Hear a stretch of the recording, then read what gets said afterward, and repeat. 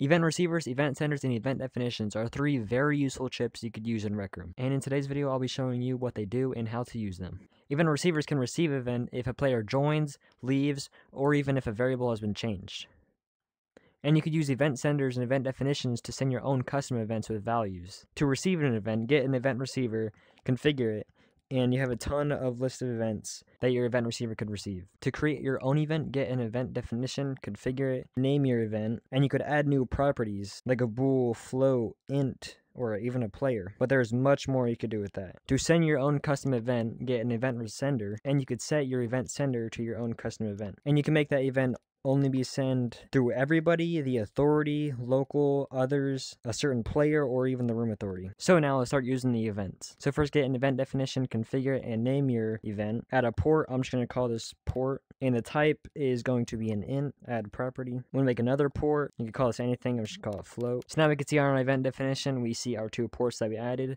In our event sender, we could see our two input ports. In our event receiver, you could see two output ports of the same ports as the event definition and event sender. So if I configured the event sender and just kept it on local, and I configured these ports, I'm just going to put 3 in the int and 5 in the float value. And if I execute this and hover over the event receiver, then you can see that these are the same values as the ones I put into here. Now if I change these ports to something else like 2 and 7 and configured my event sender to make it others and executed it, then my event receiver output ports are going to still be the same as it was the last time I executed the event sender. So 3 and 5. That's because this event sender is on others. So if I execute it, then this event receiver's outputs is only going to be for everybody else except me. But if I put new values in and configured my event sender to make it for a certain player, and now we have a new port, and you could put any player in here to make it send for that certain player. So right now it's local player, I'm the only one in the room. If I execute it, then it will be 6 and 2 because the local player is me. I'm